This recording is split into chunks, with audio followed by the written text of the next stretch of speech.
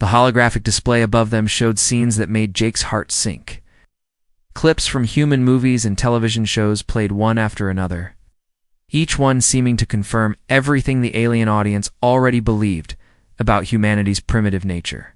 There were action scenes with explosions and gunfights, romantic comedies with exaggerated emotions, dramatic moments that now seemed overly theatrical under the scrutiny of billions of alien viewers. "Look at this," Vexstar said with obvious delight, gesturing toward the display. "Humans pretending to be other humans, experiencing emotions that aren't real, in situations that never happened. And other humans watch this for pleasure. Remarkable." The audience made those strange sounds of amusement again. Jake watched a clip from an old war movie where actors portraying soldiers said goodbye to their families before heading into battle. What had once moved him to tears now looked artificial and staged under the bright studio lights. "This is particularly interesting," Vexstar continued as the display shifted to show a scene from a romantic drama. "These two humans appear to be experiencing what you call love, but we know from your cultural data that these are merely performers following a script."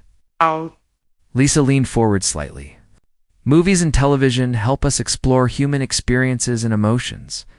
They let us see how we might react in different situations, or understand feelings we haven't experienced ourselves.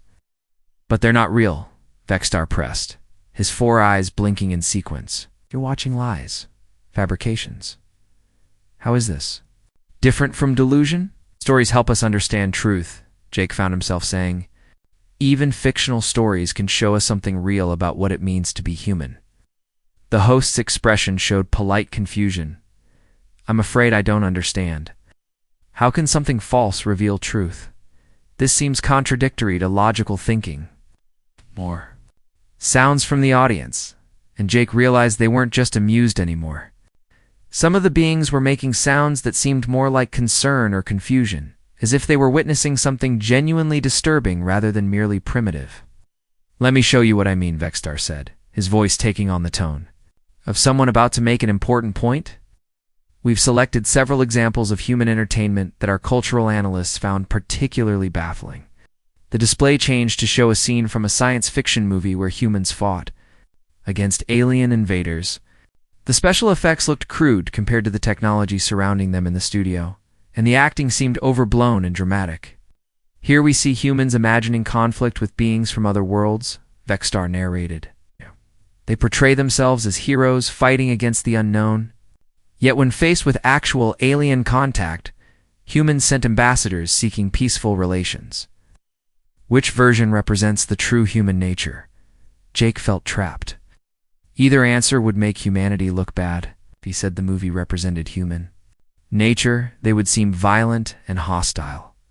If he said it didn't, it would confirm that human entertainment was meaningless fantasy. "Both do," Lisa said quietly. "Humans are capable of great violence when threatened, but we prefer peace when possible. The stories help us explore both sides of our nature." "How convenient," Vexstar replied with what might have been a smile. "Humans are simultaneously peaceful and violent, depending on what suits the moment." The display shifted again, this time showing clips from romantic movies, couples kissing in the rain, dramatic declarations of love, tearful farewells at airports. The alien audience's sounds grew more confused, as if they were watching something genuinely incomprehensible. "And this," Vexstar said, gesturing toward a particularly emotional scene. "This is perhaps the most puzzling of all human entertainment. Watching other humans engage in mating rituals and emotional bonding behaviors. Do humans learn how to form relationships by watching these fabricated examples? Love isn't something you learn from movies," Jake said, feeling heat rise in his cheeks. "Movies just show us different ways that love can exist." "But these are actors," Vexstar insisted. "They don't actually feel these emotions. They're pretending."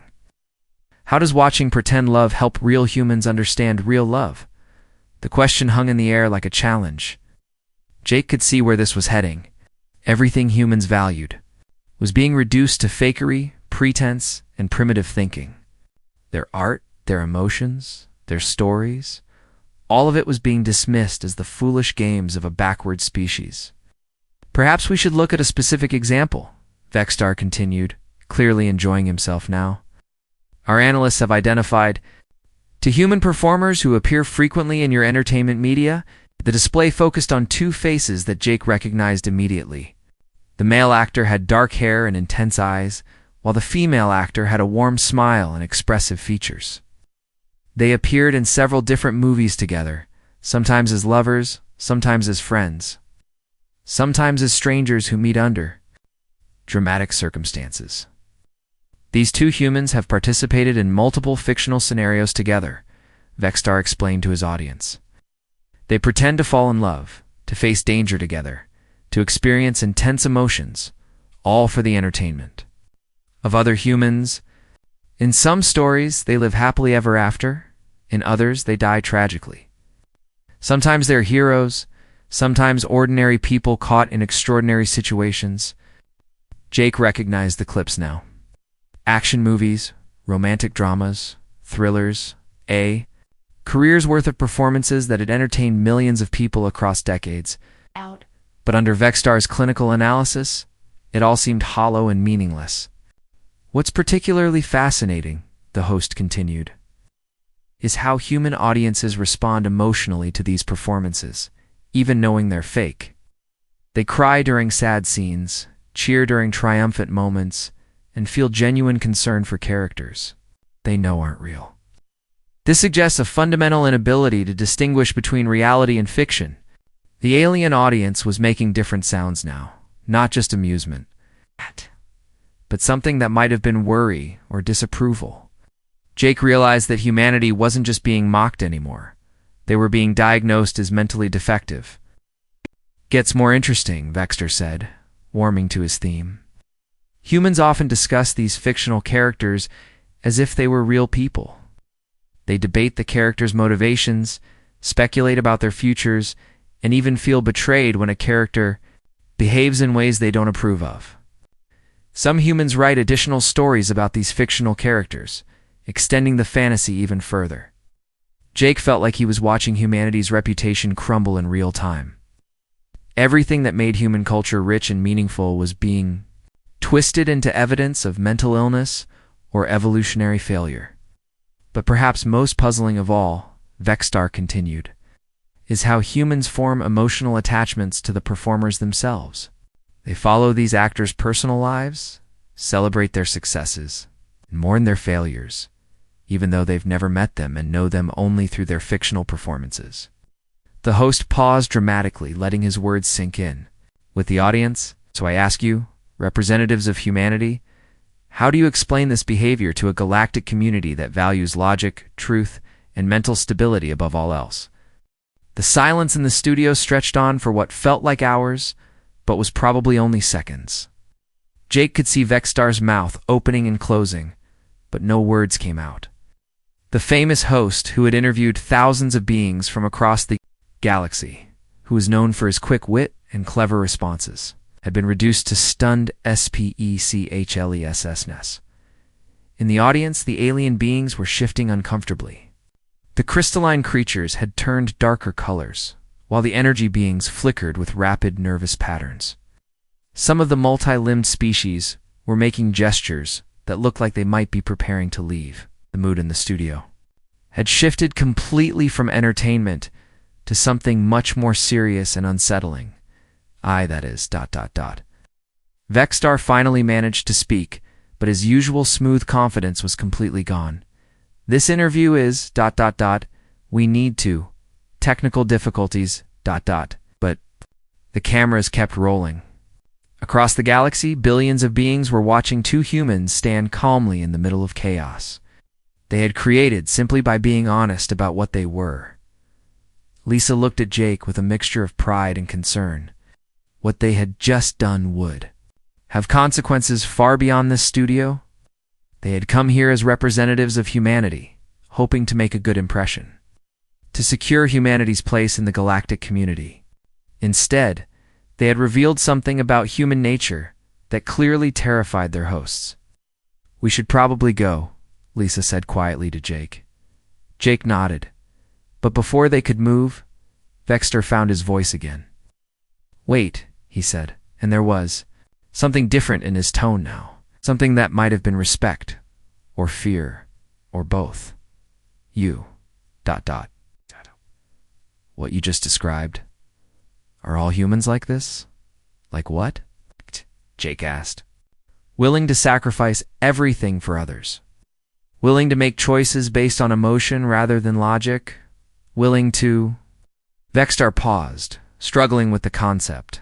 Willing to care about people they've never met. Jake and Lisa exchanged glances. Yes, Lisa said simply. That's what being human means. All of you. Vexstar pressed. Your entire species operates this way. Some humans are selfish, Jake admitted. Some are cruel. Some make terrible choices. But when it really matters, when everything is on the line, most humans will choose to help others rather than save themselves. It's just how we're made. The alien audience was making new sounds now, not amusement or confusion, but something that sounded almost like alarm. Jake realized that what he and Lisa had intended as a defense of humanity was being received as something much more threatening. You have to understand, Lisa said, addressing the cameras directly.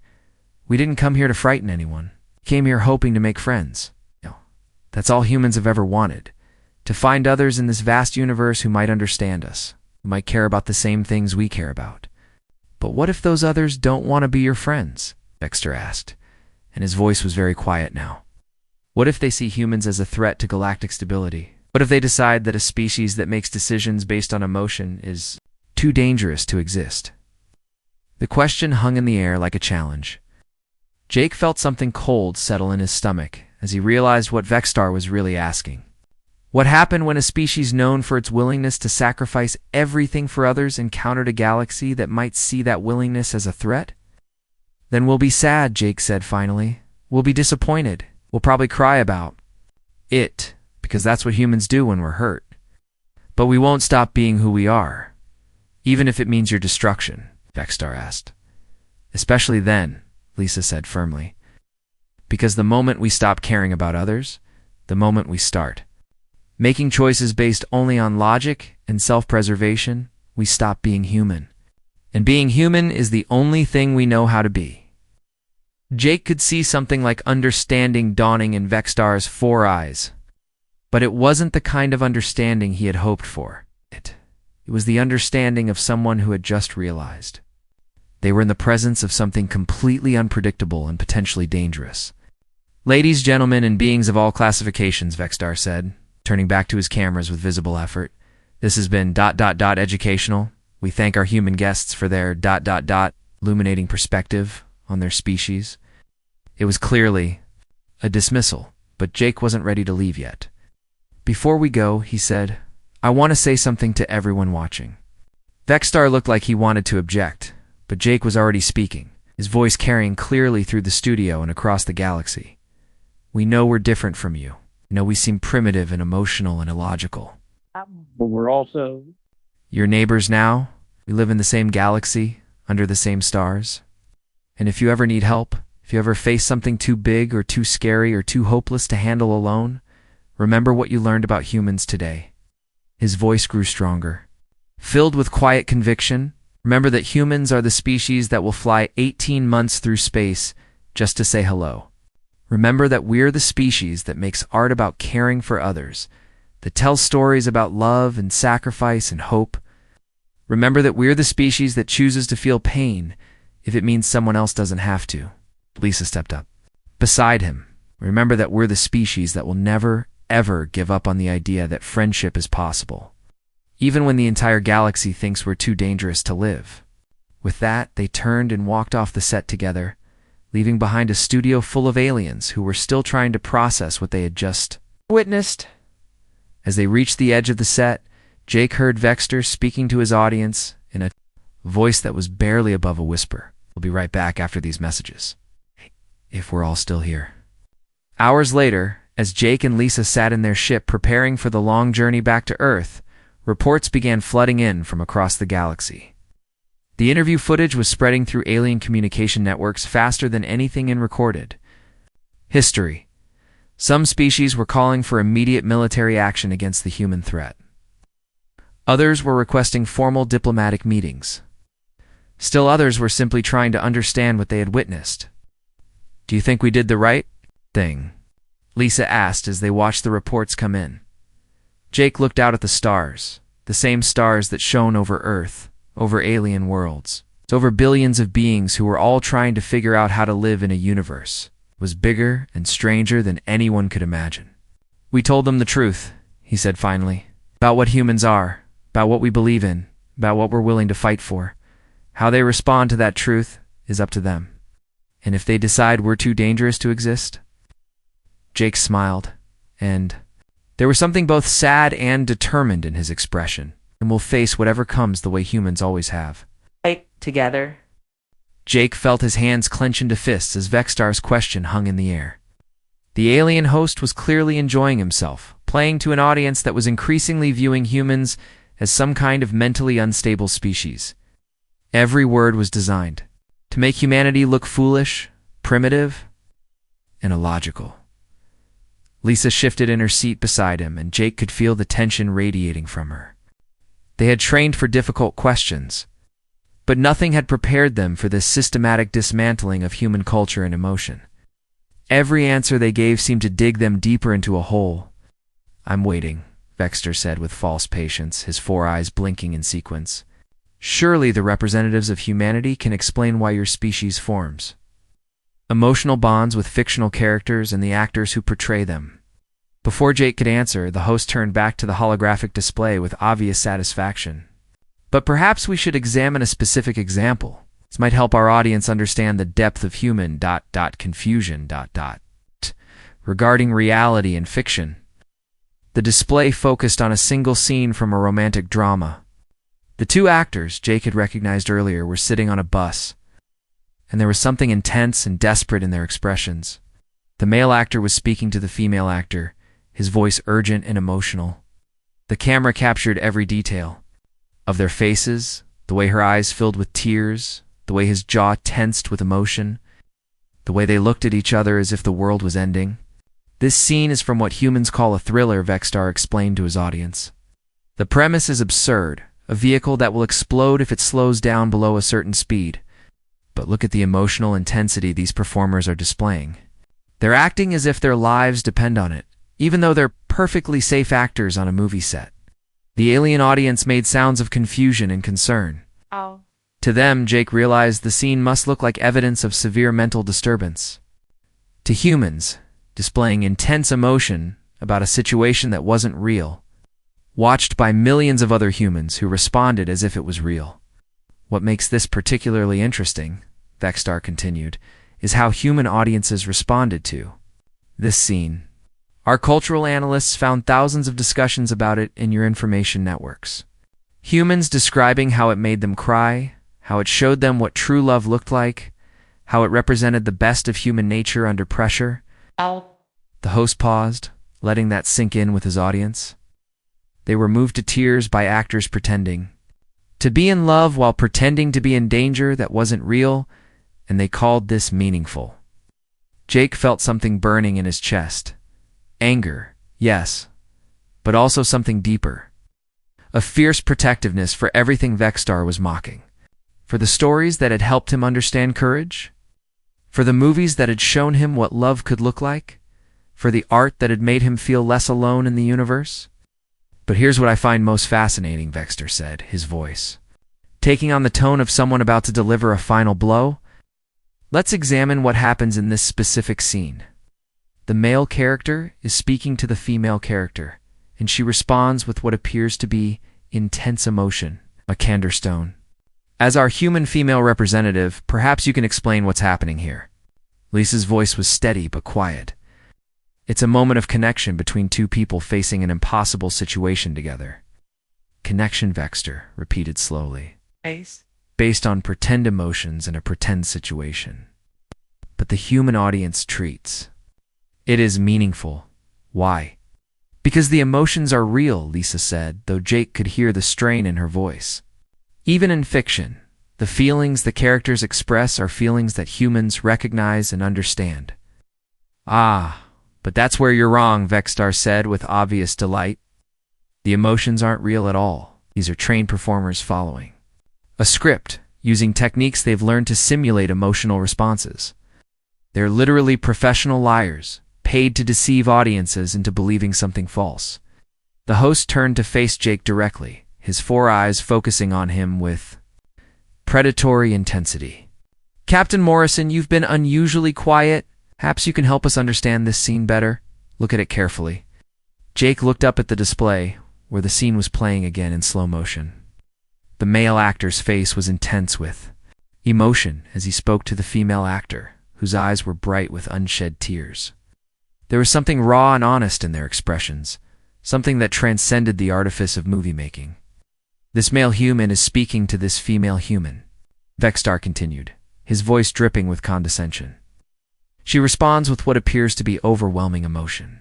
For the benefit of our audience, and to help them understand human psychology, tell us, what do you think this male character said to this female character to provoke such an intense response?" The question was clearly designed as a trap. Whatever Jake said would be analyzed and mocked. If he tried to explain the scene seriously, he would be demonstrating the same confusion between reality and fiction that Vexstar had been describing. If he dismissed it as meaningless, he would be abandoning everything that made human art and emotion valuable. "I'm waiting, Captain," Vexstar said when Jake didn't immediately respond.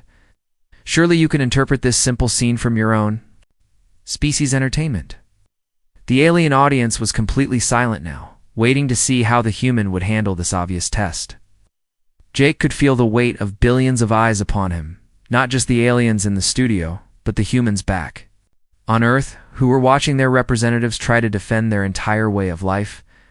"The scene is from a movie called Speed," Jake said slowly, his voice carrying across the suddenly quiet studio.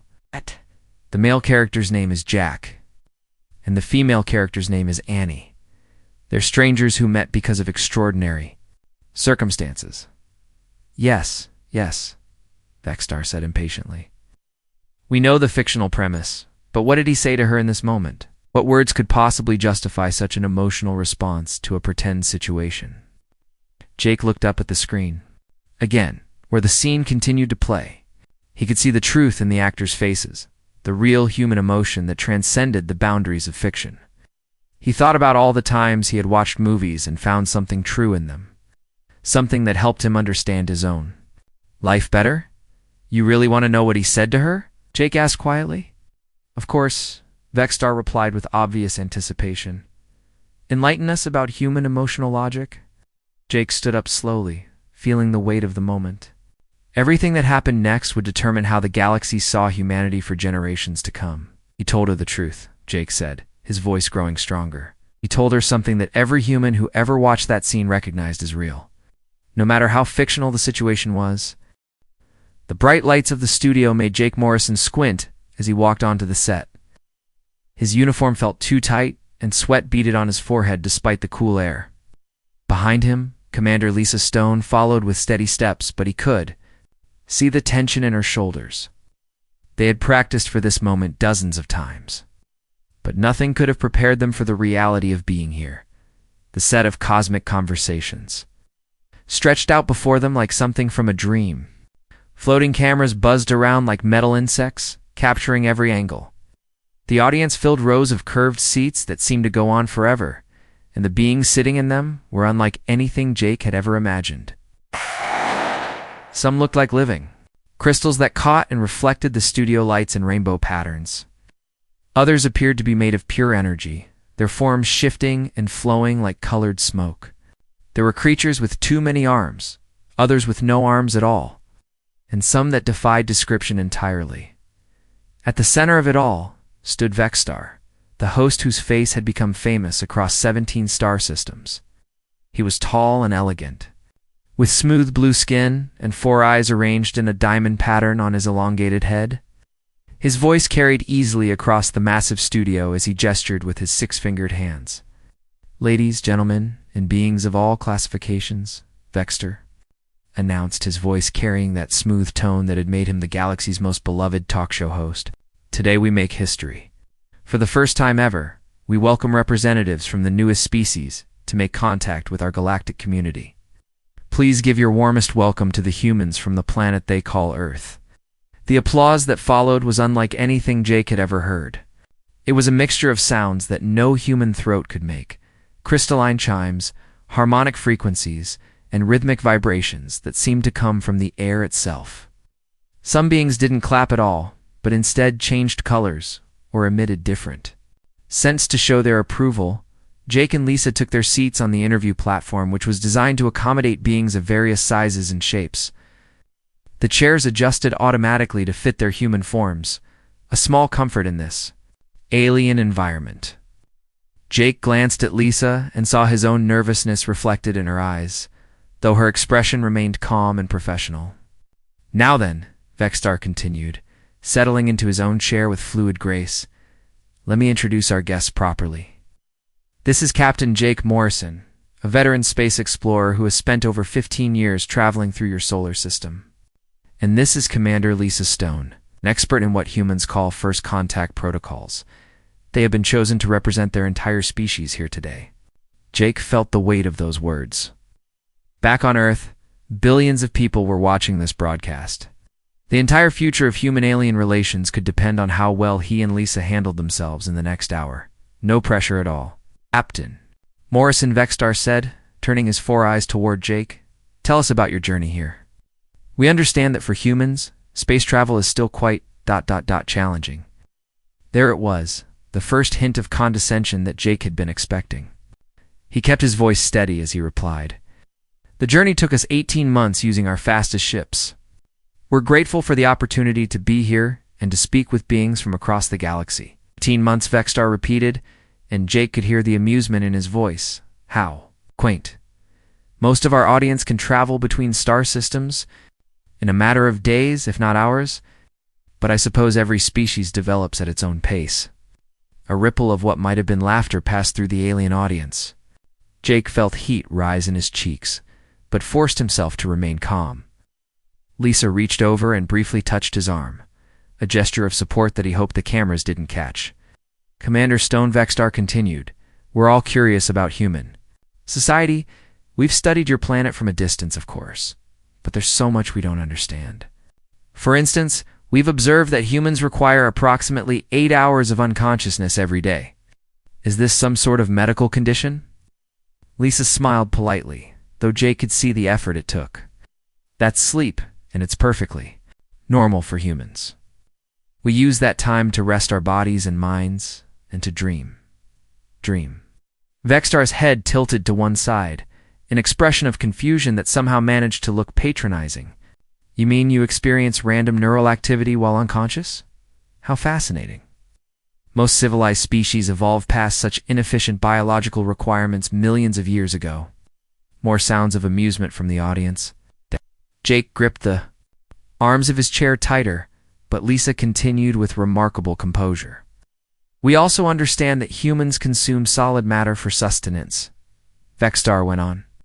"You actually insert organic material into your bodies through an opening in your face. Is this process as unpleasant as it sounds?" "We call it eating," Lisa replied, her voice remaining steady despite the increasingly mocking tone of the questions. "We enjoy our food. It's not just about nutrition. It's about culture, family, and bringing people together." "Bringing people together," Vexstar repeated slowly, as if the concept was foreign to him. "Yes, we've noticed that humans seem unusually dependent on physical proximity to others of their species. Most advanced beings communicate through direct neural interface or quantum entanglement. But humans still rely on crude sound waves and visual gestures. How ... primitive." Jake felt his jaw clench. Around them, the alien audience was making more sounds of amusement. What had started as curiosity was clearly becoming entertainment at humanity's expense. He could see the trajectory of this interview, and it wasn't going where he and Lisa had hoped. "But enough about biology," Vexstar said, his tone brightening as if he was about to move on to something more interesting. "Let's talk about human culture. We've been analyzing your planet's information broadcasts, and we've discovered something quite remarkable.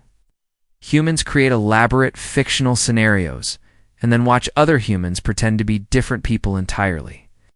You call this entertainment, correct?" Movies and television, Lisa confirmed, though Jake could hear the wariness in her voice now. Yes, exactly. Vexter's eyes seemed to light up with delight. We've prepared some examples to share with our audience. I think they'll find human acting quite ... amusing. The massive holographic display above the interview platform flickered to life, and Jake felt his stomach drop. Whatever was about to happen, he had a feeling it wasn't going to end well for humanity's reputation. Jake looked directly at Vextar, then at the cameras that were broadcasting to billions of viewers across 17 star systems.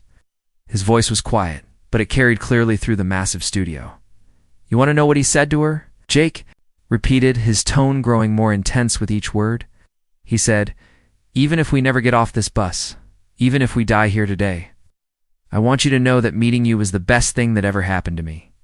The studio fell completely silent. Even the floating cameras seemed to hover motionless in the air. Jake could feel every alien eye focused on him, but he wasn't backing down now.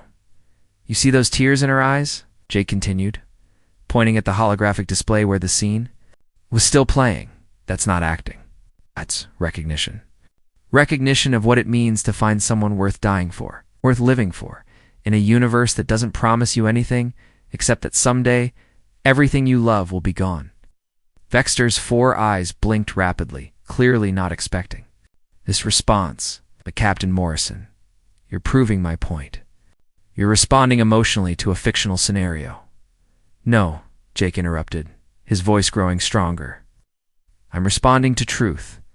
The situation might be made up, but the feeling isn't. Every human who ever watched that scene knew exactly what that character was feeling because we've all felt it ourselves.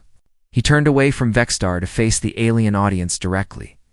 You think we're primitive because we feel things? Because we create stories about connection and loss and hope? Let me tell you what those stories really are. Jake's voice filled the studio, carrying a weight that made even the most dismissive aliens lean forward to listen. Their practice, their preparation, they're us trying to understand what we're capable of when everything goes wrong. That scene you're all laughing at, it's about 2 people who just met, facing death together, and choosing to be honest about what matters. The man isn't telling the woman he loves her, because that would be a lie. They barely know each other. He's telling her that meeting her, that one moment of real human connection, made everything else worth it. Lisa was staring at him with surprise, and something that might have been pride. Jake had never spoken like this before, never let his emotions show so clearly. But something about Vextar's dismissal of everything meaningful about humanity had broken something loose inside him. Want to know what makes that scene real? Jake continued. It's not the bus or the bomb or any of the action movie nonsense. It's the choice. The choice to be vulnerable with someone when you have nothing left to lose. The choice to tell the truth when lies would be easier. The choice to care about another person even when it hurts. Vextar tried to regain control of the interview. Captain, you're still talking about fictional characters. I'm talking about what humans do, Jake said, his voice cutting through the host's words like a blade. Every day, in real life, all across the galaxy. You think we're weak because we form emotional attachments? Because we care about people we've never met? Because we cry at movies? He gestured toward the display where the scene was still playing. That actor you're mocking, his name was Keanu Reeves. You know what he did when he wasn't pretending to be other people? He gave away most of his money to help others. He took pay cuts so that other actors could get better salaries. He spent his free time visiting children's hospitals and motorcycle shops, just talking to people and making them feel like they mattered. The alien audience was making no sounds now. The silence in the studio felt heavy, expectant. And the actress, Sandra Bullock, she donated millions to disaster relief.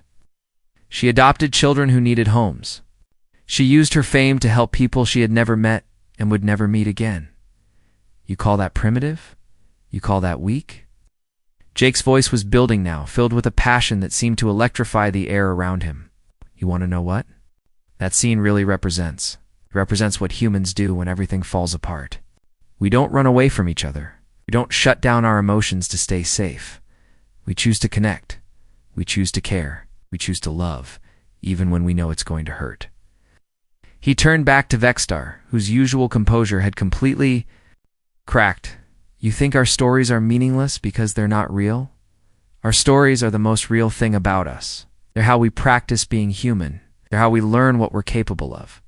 Every human exploration ship that leaves Earth, Jake continued, his voice growing even stronger, carries people who said goodbye to someone they love, not knowing if they'll ever see them again. We do it anyway, not because we don't feel the loss, but because we feel it so deeply that we'll risk everything to make sure others don't have to. Lisa stood up beside him, adding her voice to his. When humans watch that scene, we're not being fooled by fake emotions. We're recognizing something true about ourselves. We're seeing what we hope we would do in that situation. We're practicing. Courage, Jake nodded, his eyes never leaving Vextar's confused face. That's what you don't understand about human entertainment. It's not escape from reality. It's preparation for reality. Every story about love teaches us how to love better. Every story about courage teaches us how to be brave. Every story about sacrifice teaches us what's worth dying for. But they're just stories, Vextar said weakly, his usual confidence completely gone. No, Jake replied with quiet intensity. They're blueprints. They're instruction manuals for how to be human when being human is hard. And being human is always hard, because caring about others always hurts eventually. He looked up at the cameras again, knowing that his words were being broadcast across the galaxy. You want to know what makes humans dangerous? It's not our weapons or our technology. It's that we're willing to hurt for each other. We're willing to feel pain if it means someone else doesn't have to. We're willing to care about people even when it makes no logical sense. Jake's voice dropped to barely above a whisper, but somehow it carried to every corner of the massive studio. That scene you're all mocking? It's about choosing love over fear. It's about choosing connection over safety. It's about choosing to be human even when the universe gives you every reason not to be. The silence that followed was complete and profound. Vextar stared at Jake with all four eyes, his mouth opening and closing without any sound coming out. The alien audience sat frozen, as if they were trying to process something that challenged everything they thought they knew about the universe. For the first time since the interview began, Jake felt like he had said something that mattered. Lisa looked at Jake with something close to amazement. She had known him for years, had trained with him, had flown across the galaxy with him, but she had never seen him speak with such raw honesty. The Jake Morrison she knew was professional, careful, always thinking before he spoke. This Jake was something different, something more real. She stepped forward to stand beside him, facing the alien audience that sat in stunned silence. Captain Morrison is right, she said, her voice steady and clear, but there's more you need to understand about humans. Vextar seemed to be struggling to regain his composure. His four eyes kept blinking in different patterns, and his usually smooth voice cracked slightly when he spoke. Commander Stone, surely you're not going to claim that fictional entertainment is actually some form of training? That's exactly what I'm claiming, Lisa replied without hesitation. Every story humans tell prepares us for something. Every movie, every book, every song.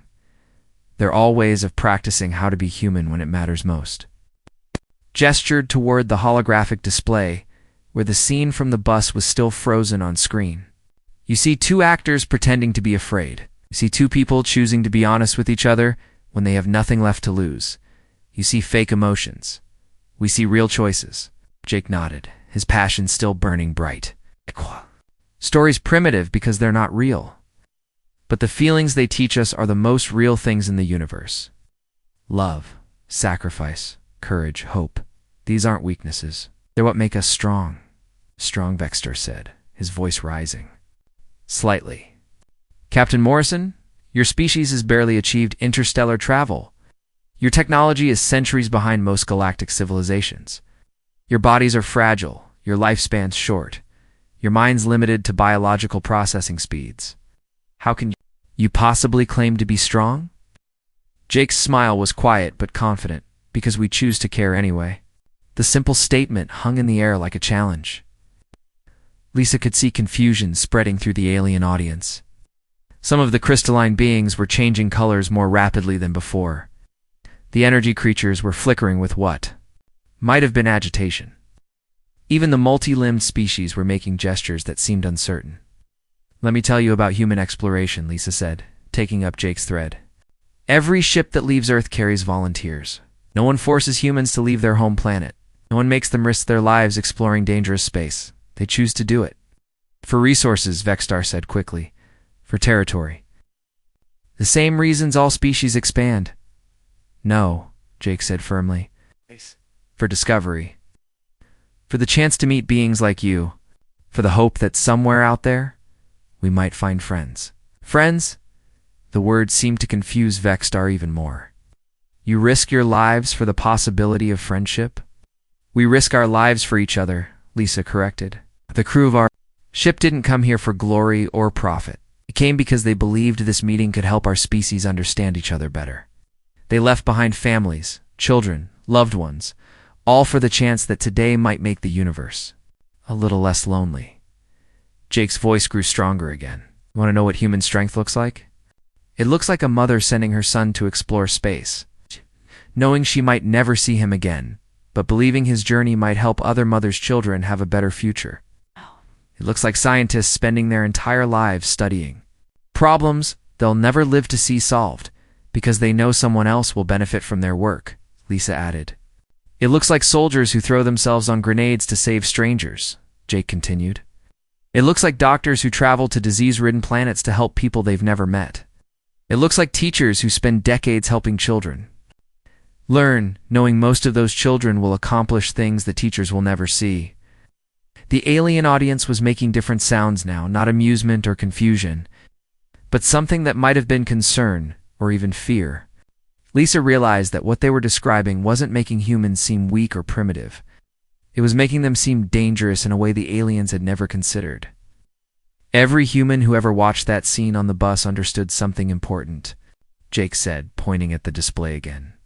"Sometimes the most important thing you can do is tell someone the truth about what they mean to you. Even if it doesn't change anything.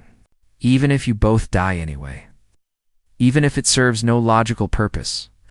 That's what you don't understand about human illogic," Lisa said, her voice growing more intense. "We don't do things because they make sense. We do them because they're right. We don't choose love because it's efficient. We choose it because it's what makes life worth living." Vexstar was staring at them both now with what looked like genuine alarm. "But that's completely irrational. You're describing a species that makes decisions based on emotion rather than logic. That's the definition of instability." "No," Jake said quietly. "That's the definition of humanity. And it's why we'll keep exploring the galaxy, no matter how dangerous it is. It's why we'll keep trying to make friends with species that think we're primitive.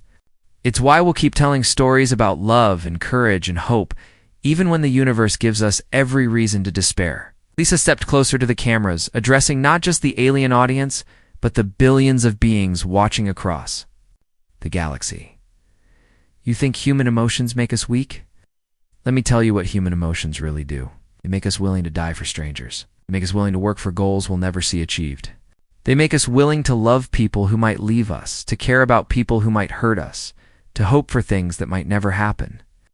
They make us willing to travel 18 months through space to meet aliens who might decide we're too primitive to live," Jake added with a slight smile. "Just because we think friendship is worth the risk." The studio was completely silent now. Even the floating cameras had stopped moving. Vexstar sat frozen in his chair, all four eyes wide with something that looked very much like fear. "You want to know what that scene represents?" Jake said, his voice carrying to every corner of the massive studio. "It represents what happens when humans stop pretending to be logical and start being honest about what really matters to us. What matters to us is each other."